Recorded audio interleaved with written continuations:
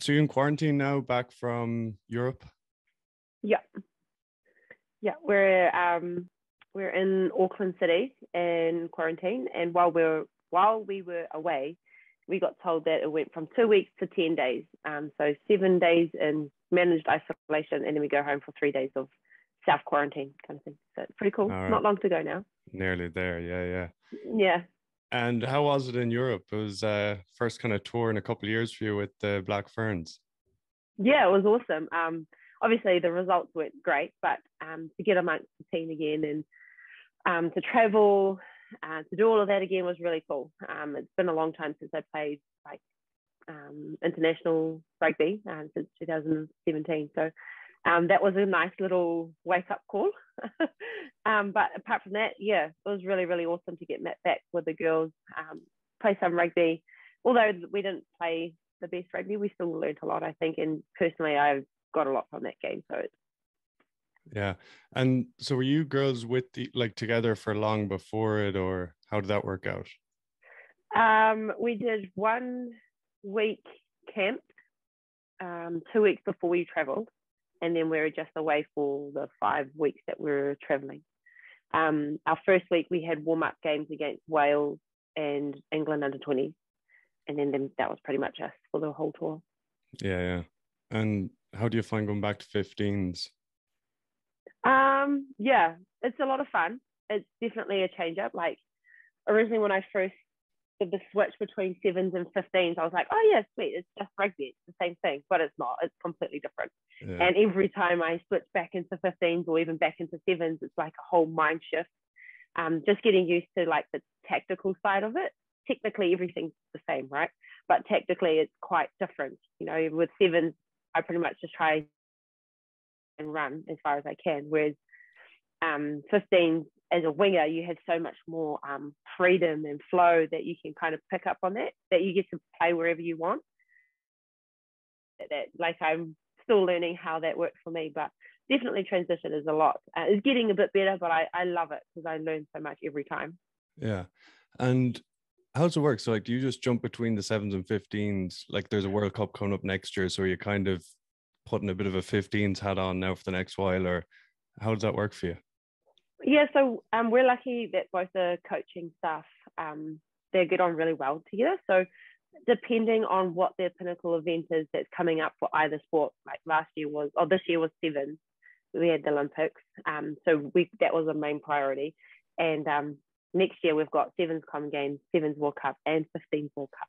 So it's a big year next year. And just between the two programs, we're really lucky that the coaches are quite aligned and they ultimately want us to do all.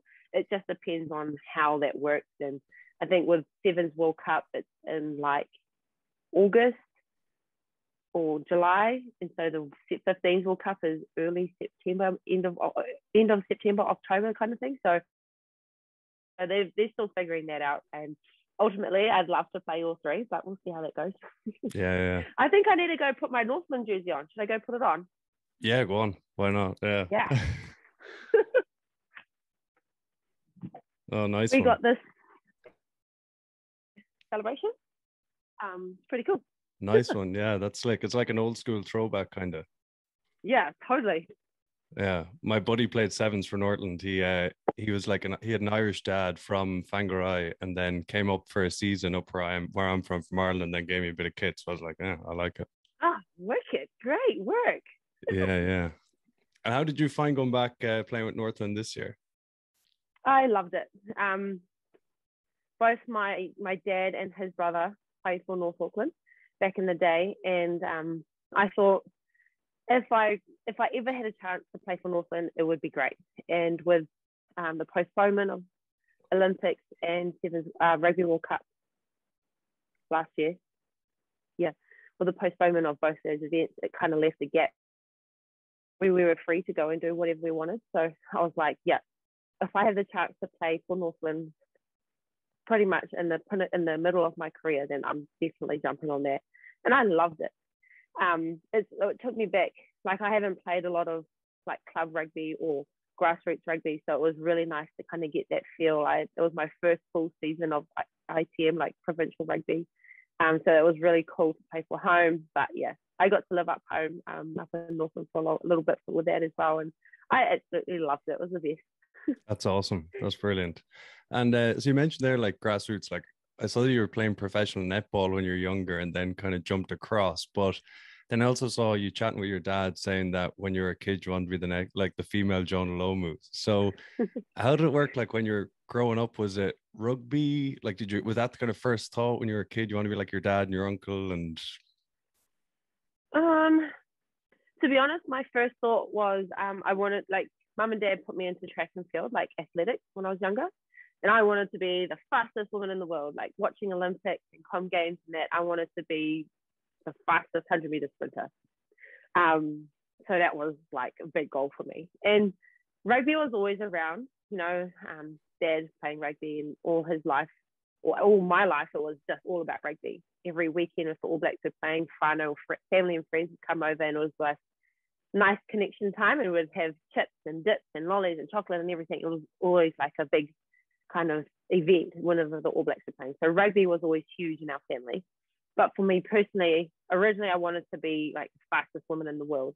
And that was, so I did track and field from like age 9 to about 17, 17. So that was quite a long time for me. And I didn't get that far. Like I think at national level, I got 8 in the 100, and I did some triple jumps in there as well. So in my last year of high school, I gave everything to athletics to just give it one more try, see if I could crack it, but I didn't. And I kind of realized that, okay, I'm not going to be a sprinter. But in between that, from the age of like 13 to onwards, I was doing netball. So it was a bit of a chop and change between netball and athletics. And if I wasn't going to be a sprinter, I was going to be a silver fern. So I wanted to play netball. And that was purely because I needed a sport to give me a lifestyle. Like I'm not one that's going to go to uni and study and get a degree in something and that's going to be my career. Like I needed a sport that's going to give me a lifestyle, that's going to help me, be an independent. So yeah, for me, that was netball. That was the highest paid female sport you could play in New Zealand. So I wanted to be. I played from about 13, under 13, right up to 21. I made it to the Northern Mystics side, so that's like a provincial team in Auckland, and I was in the New Zealand squad for the Silver Ferns, and so I loved it. I really wanted to be a Silver Fern right up until 2012, and then in 2012, Olympics announced that sevens or rugby was going to be part of the Olympics again, and I was like, yo, okay, sweet. I saw this as my opportunity to like go to the Olympics. It wasn't paid at the time, so it was a big jump. Well, I wasn't getting paid much with Mystics either because I was so new and so just the baby of the team. But I saw it as an opportunity that like I could go to the potential to be well paid, and that's in the career for a while anyway. So 2012 I made the switch, but like I said, rugby has always been around, and had rugby been a paid sport back in the day, like when I was growing up, I probably would have switched to rugby earlier on. I'm kind of chopping and changing, but my auntie was the deputy principal at my high school that I went to, and she was head of netball. And she told me when I went for my interview at high school that there's no rugby, no girls rugby, that you don't get to play rugby. She didn't want me to play rugby at all. So she knew right from then that I was like, that I loved rugby, but it just wasn't going to happen. There was no rugby options for me. Yeah. Yeah. Well, the athletics makes a lot of sense now. That definitely paid dividends, even though you didn't make the Olympics in athletics or whatever. It definitely tells. Yeah, I reckon it's a good base. Like athletics and gymnastics, I think, are really good base for athletes when they're young. I didn't do gymnastics. I wish I did. But I just think both those two sports kind of set you up with a really good platform to kind of transition to any sport from there. I'm not saying that every athlete should do it, but I'm really grateful that I did it because it made me quite efficient with my running, with sprinting and stuff. So I really enjoyed it. Yeah, 100%. It's funny you say gymnastics there. I coach girls in Vancouver now, University of British Columbia, and a couple of them did gymnastics when they were younger, like a lot of gymnastics, and they're so strong. Like they're small girls, but they're so strong. And I definitely think Definitely. it's from that. Yeah, I would say so too. Our daughter, she loves gymnastics, and the club that we took her to, they wanted her to go into comps, but it was just too serious. You know, for me, sports at that age is just for fun. But they were getting to like 2-hour training sessions 3 times a week, and it was costing all this stuff. And she was only 6, and we were just like, no, we'll just keep it for fun. And if she wants to do it, she'll do it. But we're not going to push her to go crazy with it. Yeah, that's exactly why one of the girls told me that she stopped. It got way too serious when she was like 11 or 12. So she went playing Yeah, soccer and rugby. And I was like, oh, well, it's good that you moved across to rugby. yeah, Yeah. exactly. But, and then how do you think the netball helped you with your rugby? Do you think that kind of helped you transition across, or the skills you learned there? Definitely. I remember coming into rugby and I just had footwork that was like, I had really good footwork purely because on a netball court, it's, what is that, maybe about 30 meters long. So you have Yeah. to move your feet quite a bit to get around the court. I think the vision, the hand-eye skills, like you're catching the ball, flying and running to the ball, like that hand-eye skills is really, really important. So I think that definitely transitioned into rugby, and it definitely made me into the player that I am. After my achilles injury, I went back and did a bit of sprinting and I played a bit of netball just to kind of help me get back to my rugby stuff again. And I Yeah. think it helped a lot. Yeah. Nice. And how was that jump then in 2012 when you, like, obviously the financial side was a big jump because you want to make a career in netball and you're getting paid, and then it's kind of a bit Yeah. of an unknown, but I suppose that shows how much you really wanted to make rugby work. But how was that jump, like having not played a whole pile to then you pretty much hit the ground running, like, what, how did that feel? It was cool because I was lucky enough that when I started playing, the rest of the world was starting only just learning how to play rugby. So I wasn't like I was coming into this game where everyone was full on crazy rugby mad. Probably our team had a lot of experience, and the Aussies and a few other countries, but the rest of the world was still quite new. And I was lucky enough that I just kind of slowly worked my way into it. Once I got the ball, I just ran. And my idea was just don't get touched and I don't have to worry about anything. Yeah. Or if I'm on defense, I'm quite lucky, I'm fast, I can just chase them down and the tackle doesn't have to be done properly. So Yeah. I was definitely lucky that at the start of my career, everyone else was learning how to play rugby. And Michaela gives me crap about it that when I started, the teams probably weren't the same level as they are now. So that's why we are quite different. But yeah, I love the transition. When I moved into rugby, I love the connection you have with the girls. Like it's something I've never really experienced before. You're like, as cliche, for sevens we call ourselves the seven sisters, and we really do feel like that.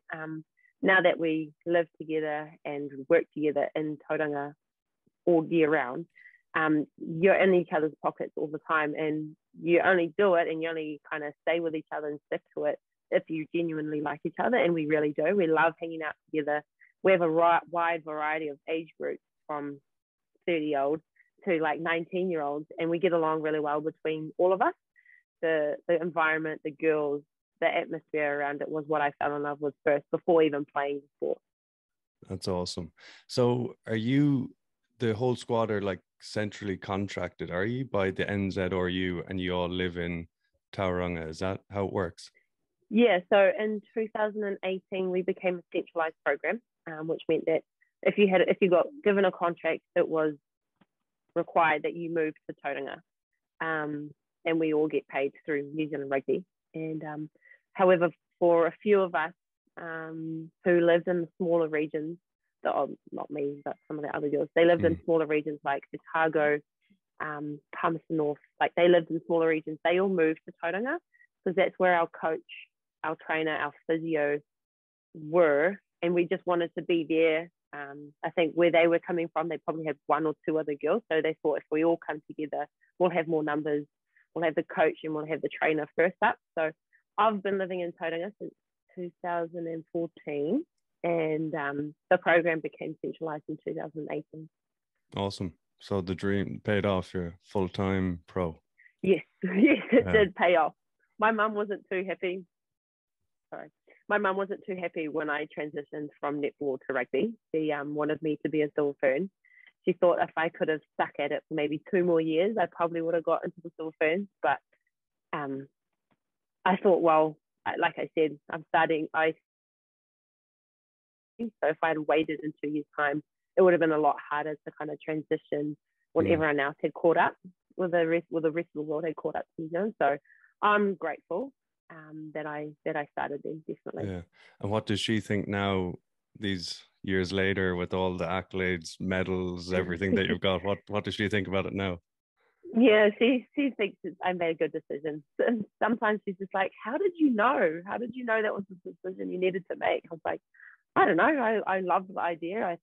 If I was happy and I was passionate about it, it was going to happen anyway. So I just had to do it." She goes, "That's crazy." Like mum's quite a warrior, a worrywart. So she has to have everything planned out, and to do something completely different for her would be quite a big change. So it was different for her to see me do that. If that makes sense. Yeah, for sure. That's so funny you say that, because my mom's the exact same. She worries a lot, but like, I don't know. I think it might be just moms, but and it's like you say as Maybe. well. If you're happy and passionate about something, like you kind of make it work. Like, or you just when Yeah, you have so much passion about something, it'll work. I think. definitely, definitely. And now I'm convinced I don't have to go to uni, and I'm sure I'm going to get some kind of career out of rugby. See? You're definitely going to get jobs and careers. I wouldn't worry about that. Yeah, yeah. It'll be all good. Yeah. And so you mentioned there the Achilles, that it was a big injury, and then didn't you hurt your hammy then as well after that? Yeah, Like, how that yeah. must have been tough. Yeah, it was. End of 2018, we were building up to Dubai Sevens, I think, for, and as soon as I did it, I knew instantly that I had snapped my Achilles, because everyone talks about the feeling that you just get kicked in the back of your heel, and it kind of hurts, but it doesn't really hurt, and all this other stuff. And yeah, I knew instantly, and it didn't really hurt that much.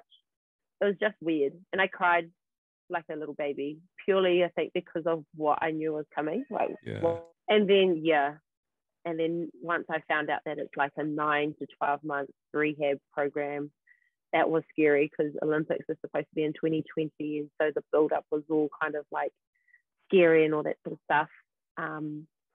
It was hard, but once I got my Achilles surgically repaired, that part was kind of the fun part, because each week or every 2 weeks I kind of got to see progress. I went from, so my toes were started pointed, and every week I could come up and slowly get flatter and flatter. And so that was the exciting part around it. So for me, when I was absolutely injured, my saving grace was to kind of celebrate those little successes. So getting my foot to flat, being able to take my foot out of the moon boot and slowly put weight on it, or slowly start doing calf raises. Like, all these little successes really kept me sane in the early stages of that injury. And then I could start do running drills. I can start running again. I'm starting to sprint, like starting to get back onto the rugby field and doing some training. Like, that was awesome, getting to see all those little successes throughout that whole journey. And then the hardest part was when I'm so close, but not quite there. So I'm like probably 80% in the training, but then only 20% out because of just not quite being 100% on my Achilles, if that makes sense. Yeah. So it was just that last little bit that was really the hard part. And then when I went back for Oceania in August, a year later, played the first couple games, and then for the last game on day 2, I think I did my hammy, and I was so gutted, because it kind of was just like back to square one. You're starting the rehab program again. Was also jeopardizing Olympics and all that sort of stuff that was coming around. So, but it wasn't too bad. Like, I kind of thought I was out and I was never going to come back again with the hamstring. But then the physio team, my medical team, and the team were so amazing. They did absolutely everything they possibly could to get me back on the field. They were just so supportive. And then the COVID, was it then that COVID hit? Pretty, I think that yeah, next kind year, of yeah, 2020. the next year in 2020. So August, I did my hammy, and by the time COVID came around in March, I had got myself ready.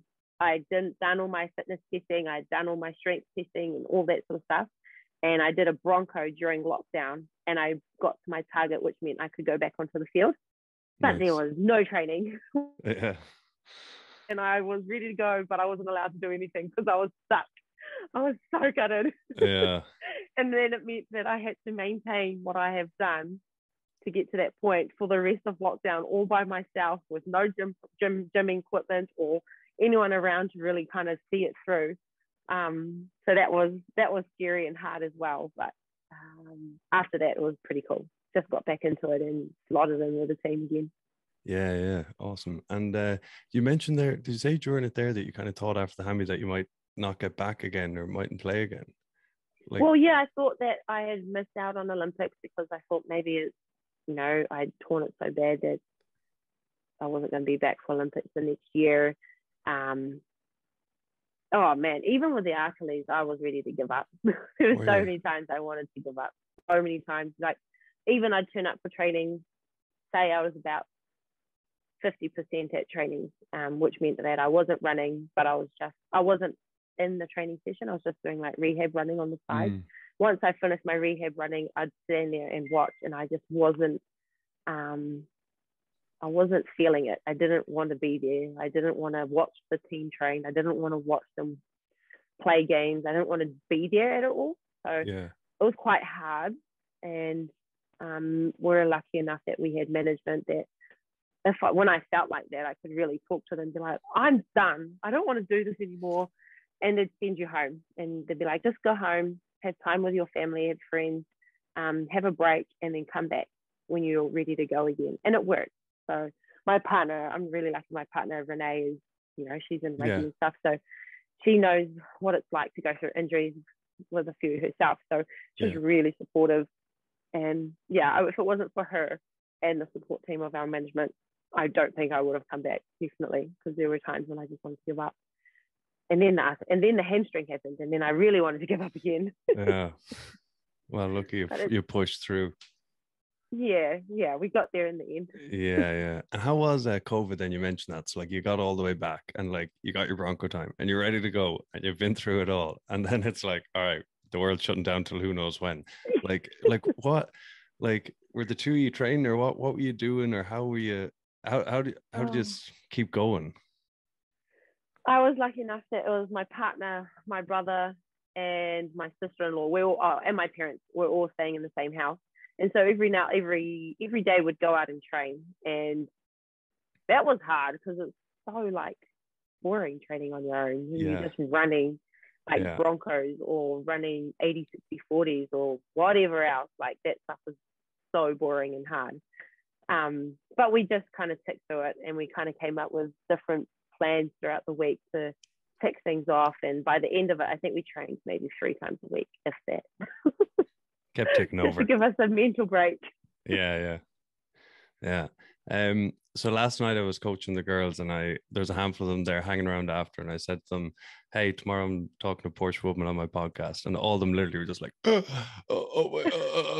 then I was like, do you have anything you want me to ask her or talk about or whatever? And then they couldn't get words out. Cool. They were just like, So, and then one of them was like, I got a photo with her once. But anyway, so Shoshana, our playmaker, our 10-12, then sent me a few questions on later on. So one of them you just mentioned there, what kept you motivated during COVID? But another one, so how does your team ensure that you maintain a positive team culture? Oh, that's a big one. That is quite a big question, that one. And it's really important to us that we have a really good team culture. And what we live by, so our coach, when he first took over at the end of Rio, he brought to us this vision of a waka. So think of a Maori waka, and it's pretty much like a canoe. And vision, all of us are in this waka, and this waka is made up of different parts. So the bottom is our culture, and then we have like our mental side, and then we have our physical side, and then we have our rugby part. I can't even remember what part was the rugby, but there was 4 different parts of our waka. So culture, mental, physical, and rugby. Yeah.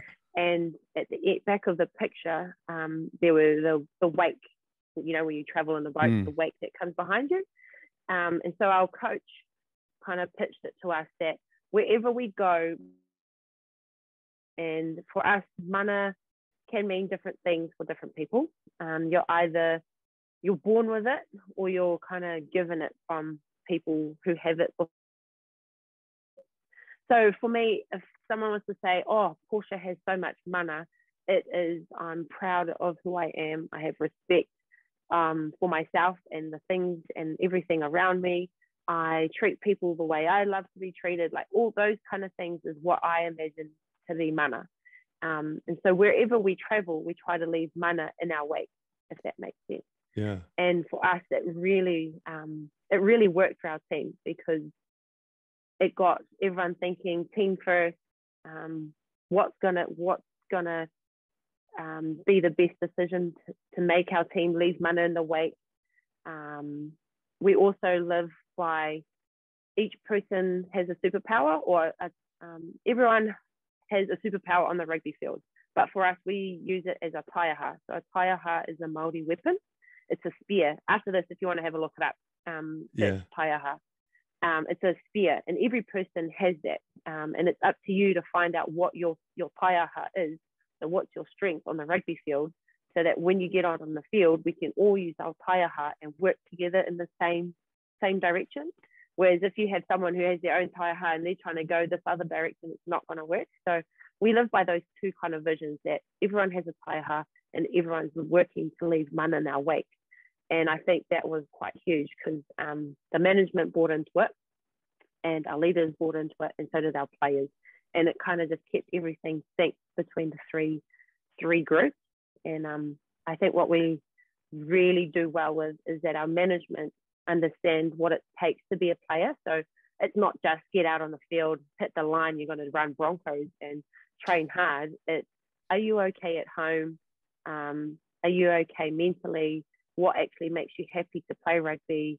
All these other things is what makes up an athlete. And we're really lucky that our management understand that. So like I said, when I wasn't feeling well, and that's not physically, it's mentally, I just not feeling good, they give us the ability to go home. Like Niall Williams also, she suffered some decent injuries in her time. She was able to just leave and go home to her whānau, her family and friends, and just have a break, because there's no point being at work when you don't want to be there. You're not going to give your all. So I think we're really lucky that with our management, they understand, and they are really open and honest with us, and we can be open and honest with them. That's quite awesome. A lot, if that makes sense. No, that's awesome. That's awesome. 100%. And if you're not in a great place, you won't be great to be around either. And like we said, we talked about, if you're passionate, you're going to do it and you're going to make things happen. So once you lose that passion, or you're kind of, it's not quite there, you need to go find it again. Yeah, 100%. And you mentioned there, like the culture there, and you lead the haka quite a bit, don't you? What does that mean to you? Oh, it's huge. Like for me growing up, I went through Maori schools right from primary through to high school. And so being Maori is huge to me. I'm extremely proud to be Maori. And part of being Maori is we get to perform the haka. And in Maori worldview, that's quite big, right? I'm not even that great at haka, at what we call kapa haka at home. I'm passionate for it. And so when I have the ability to kind of bring it in at rugby, I love it. I love that chance. It's my chance to kind of get our team ready so that we can perform it to the rest of the world and show the rest of the world that the All Blacks do a haka, but we do a haka as well, if that makes sense. And we do it really well. And this is why we're proud to be from New Zealand, from Aotearoa. We're proud to be Maori or representing Maori as well. So it's huge. To be able to lead that is amazing. Yeah, that's awesome. And I just wonder, with the different hakas, like how does that happen? Just the different ones. Different ones. So the one for the All Blacks, I think most haka are made for each team specifically. Okay. So for the All Blacks, they have the kapa or pongo one, and that's made for their team. And then for our sevens team, we had ours specifically made for us. And same with the Black Ferns girls, they had their specific. Haka has their own meanings around it. Yeah. The All Blacks and Black Ferns one, that one is really much about challenge, battle you to the death kind of thing, like more of like a face off. Whereas ours is kind of the same, but because we don't do it before, we do it after. It's like that's what happens when you battle us. Yeah, I hear you. Makes sense. I hear you. It's not like not a cocky thing, but it's just more of a pride thing. Like we're proud to be Maori, and this is what it's like when you battle with us, I guess. Yeah, that's awesome. Yeah. That's so cool. And then another one from show. So do you enjoy relaxing, dancing, listening to music pre-game, or do you like silence to get in the zone? I'm a dancer. I'm an absolute dancer before a game. I cannot sit still. I think if I was to sit still, I'd overthink the game and I'd play the whole thing before I even get out on the pitch. So I love it when Gail Borton's got her music on and we're having a good old dance party. But I still have my routine. Like I still have my things that I need to tick off. Like when I get my jersey, there's certain things that I go through with that and I think about, and I have my breaths and stuff. So I still have certain routines or things that I like to tick off. But in the change room, I'm up dancing, got some music on, and it has to be loud. yeah, good stuff. Any or favorite pre-game song, or what kind of songs do you like to listen to? Yeah, nah, I'm not very particular. Like, actually, well, nah, I don't really mind anything that has a good beat and gets me up and dancing. Yeah. With our sevens team, we have songs we play before we go to warm up, or we go out to play, like out to the tunnel. Yeah, nice. And in 15s, if you could play any forward position for fun, what would it be? 7. Yeah, when I saw Les Elder play 7 in 2015, I wanted to be a 7. I so wanted to be a 7 because you're in the middle of the field more and you get to be around the action. Yeah. When you're a winger, you're kind of outside waiting for it all to come to you. But being a 7, I'd love to have a game at 7. Not that I'd be any good. I think seeing all the Black Ferns moves for lineups and everything else, I wouldn't be very good. But that is one position I'd love to try. Maybe in club one day. Yeah, I'm sure you'd be well able. And then, so just come back to the Olympics you mentioned there, going to Rio. So like you moved over 2012, 2013 with that kind of dream of being Olympian, and then you got there. How was the journey, but then also that tough final? Yeah, so the build up to Rio was a little bit mixed. So the first couple of years was really awesome. We hit our straps. We're doing really well on the world stage. And then the last couple of years, we kind of just fell apart. I'm not too sure what happened or whatever, but we just never won the World Series leading up to the Olympics. We never won a World Series. I think we lost to Australia nearly every single one. And then when we got to Olympics, we're like, it's okay. That was all just World Series. We'll come back from that. And then we played USA. Finished the World Series, like, okay, bugger it, whatever. It was just the World Series. We've got Olympics to get to. But once we got to Olympics, that was cool. When our first day in the Olympic Village was really, really cool. You got there and you could see all the towers that had the flags on it. You went into the food hall and there was this crazy amount of food everywhere. I think I saw Venus and Serena Williams, cool. Rafael Nadal. Walked past Michael Phelps without realizing who it was. Like, it was just unreal that this amateur are around these amazing professional human beings, and it just didn't feel fair that we were around them. But it was really, really cool. And we're lucky that in the first couple of days, management gave us freedom to just go and roam and have a look and see what it was all about. And being in Brazil was really cool. As much as I don't know what it was like with you guys, but when we were in New Zealand, the build up to Rio or Brazil, everything was saying that it wasn't good, it was unsafe, and the Olympic Village wasn't going to be done and all that sort of stuff. But honestly, once we got there, it was so cool. there are a few quirky things about our apartments in the village, but it wasn't anything major. And the Brazilians that we met there were really lovely, and they speak to you in Portuguese, like you know what they're talking about, and you're just like, I don't know what you're talking about, but Yeah. it was really, really cool. And then the build up, and then we started playing, and we felt fine the first couple of days.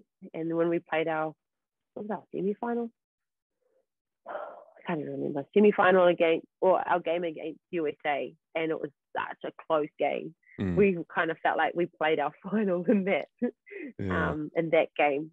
But we once we came out of that, we're like, okay, we must be okay. Since we'd lost every game in the World Series, we must be okay, right? Yeah. But then after losing to Australia, and because I'd gone off for 2 minutes with my intentional knockdown, I felt like I'd let my team down, and it was because of me that we lost. And those were the tears that I felt at the end of that game, and that was hard because we had all put so much work into this for the last 4 years, and we just come away with second because of something so stupid. Like, it wasn't that Aussie beat us outright. It was just because of a few dumb mistakes that they took it away from us. And yeah, that was heartbreaking. I think I called my mum that night or the next day, and I said to her, I just never want to feel like this again, Mum. I'm going to do absolutely everything I can so that I never feel like this again. That was hard. That was not cool. Yeah. But we got back. We came back from it. Yeah. Well, and then after that, you won a lot of goals at Commonwealths or Tokyo. So maybe you haven't felt like that again, have you? No, I haven't felt like that again. Yeah. And something you mentioned there as well about like feeling that you let the team down. That's like really common. I even find it like chatting to players I coach, and I used to be it myself as well. But do you feel that a lot, or like do you kind of get hung up on mistakes when you play in games, or are you good at like forgetting about it and just keep going on the next job? Yeah, I think to be honest, heading into that Rio final, I think I felt a lot of expectations on myself from not from the team or from my family or anything like that, but just from external people. You can't help but see a post from New Zealand News or some social media platform that says, "Oh, Portia Woodman and the Blackburn Sevens girls are going to take it to the." Or so seeing those comments, it kind of puts that pressure on you without realizing it. And I think heading into that final, I felt that, which led me to kind of dwell. And then that feeling of letting the team down came in at the end of the game. So yeah. I think with the expectations of everyone else, I felt like I'd let the team down. So since then, I've definitely been working on that. Expectations or people's expectations of me is quite a big one. Yeah. Because you kind of can't control that. You can't control what people think about you, but you can control what I think about me. So my biggest thing to kind of work my way around it was just to have 3 focus points, and they're pretty much the same 3 focus points every game I play, whether it's 15s or 7s. And it's talk to my insides, because if I don't talk to them, they're not going to know where I am or what I want. Get the ball, stand deep or get the ball from depth. The ball, just run like, and those are my 3 things that I focus on every time I go out. Because if I can say that I got the ball from depth and I ran as hard as I could, then and we still lose or I don't score a try, then that's okay, because I've ticked off my 3 points. It's not easy. Like saying it now, it sounds easy enough, but it's not, because you get caught up on same again, social media. Portia didn't score any tries, or Portia only scored 1 try, or whatever else, like other crap like that. But as long as I realize that I've been able to tick off those 3 things, then I'm okay. So it's still a work in progress for me. And then you don't get caught up on letting the team down, because you don't. If you tick off those 3 things, you've done your job. If I go out there and do my job and I don't score, but we still win, then that's fine. Or I go out there and I do my job and we don't win, but I still did my job and I ticked off those 3 things, then that's okay. Yeah, no, that's brilliant. And yeah, it must be difficult. Like even once again at like low levels, like girls feel pressure. Like I was just saying, girls, I coach girls now, but Absolutely. like we went to nationals a couple of weeks ago, and it's like, oh, the pressure of this, the pressure of that, and I don't know. As a coach, I'm trying to say like, no, there's no pressure. You just play, just enjoy yourselves. Yeah. No, there's not. You're trying to say it, but and it must be very difficult for you then, but at your level, like just as you say, social media and hearing it, and but I suppose if you can just focus on your three things and just block, that helps you block everything out. Yeah, it does. But and I think it takes practice. Like you can't just expect it to come out on a world stage or at a pinnacle game for you when you haven't practiced it. And I think a lot of it comes down to like your visualization or your prep and how you do get yourself ready in training, so that when it comes to game time, you're well prepared and you've well practiced it. So it's like, oh man, everybody knows it. It's the last 2 inches that matter. Top 2 inches that today. Top 2 inches that matter. And it takes a lot of practice. Yeah. And I'm definitely no pro at it. Yeah. And so do you visualize and kind of do all that stuff week to week in your training sessions and yeah, definitely. Visualization is a big one for me. I think especially since I did my achilles, I've, still trying to, there was lots of comments about Portia 2.0. And so I'm trying to figure out what that 2.0 looks like. I kept trying to think that it's better than I was before, but it's not necessarily, it's just another version. Yeah. And so trying to visualize what I used to do and how I can do it now, that's a big thing as well. But also what I love to do is just, I know this, my friends give me crap for it because I do watch myself a lot, but just getting highlight packages of myself and just watching it, because my best, and if I can see it and visualize it, then that's what I'm going to do. That's the idea anyway. Yeah, no, that's such a good tool actually.